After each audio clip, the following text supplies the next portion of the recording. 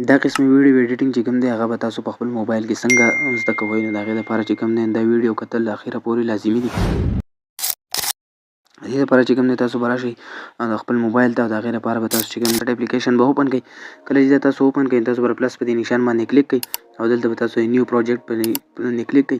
کله چې تاسو دلته کلیک کړئ نو تاسو به هغه ویډیو راولی کوم چې تاسو چې کوم دی هغه یو سمپل ویډیو هغه تاسو HDR یا 4K کوالټۍ ته چې کوم دی هغه تاسو کنورټ کوئ. د هغې لپاره چې کوم دی زه کوم ویډیو استعمالوم هغه به زه راولم. دا ویډیو ما لپاره تاسو چې خورا شي په دې بیک ګراوند باندې به کلیک کړئ.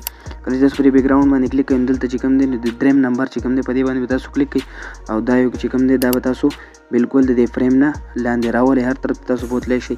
تاسو چې کوم دی بر طرف خو دا به بالکل د دې ځای نه چې کوم دی هغه هټاو کړئ، او بیا به چې کوم دی بره به تاسو په دې ایکسپورټ باندې کلیک کړئ، نو دا به تاسو زر ایکسپورټ کړئ.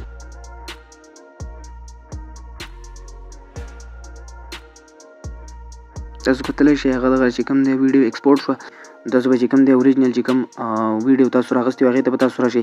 بیا به تاسو راشئ په دې PIP باندې به کلیک کړئ، او اوس چې تاسو کومه ویډیو ایکسپورټ هغه به تاسو راولئ، او په دغې باندې چې کوم دی دا به ولګوئ، او دې سایډ ته چې دا کوم نشان ښکاري په دې باندې به تاسو کلیک کړئ. نو دا به دلته به دې خوا لیکلی بلینډینګ به لیکلی، په دې بلینډینګ باندې به تاسو کلیک کړئ. دلته چې کوم دی تاسو به ډارک اینډ باندې چې کوم دی په دې باندې به تاسو کلیک کړئ، او دا به بیا چې کوم دی دا به دوباره بیا ایکسپورټ کړئ، او دلته به تاسو چې کوم دی نو په دې PIP باندې به کلیک کړئ.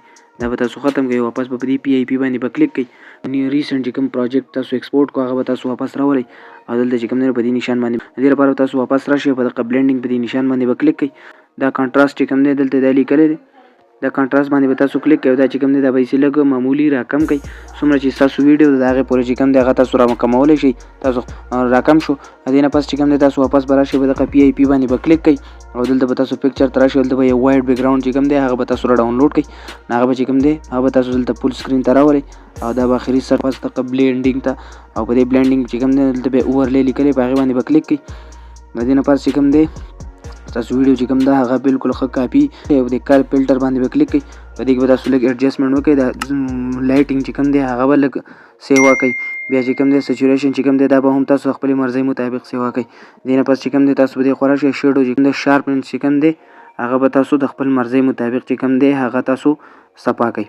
20 ته به تاسو راورسوئ، دا به ښه کاپي چې کوم دی هغه صفا شي. د دې نه پس چې کوم دی دا ستاسو ویډیو چې کوم ده هغه کمپلیټ شوه. د دې نه پس به تاسو راشئ، په دې ټیک باندې به کلیک کړئ، او بیا په دې ایکسپورټ باندې به کلیک کړئ.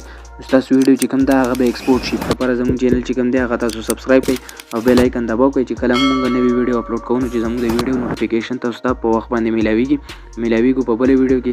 اوس دپاره ماته اجازت راکړئ. والسلام.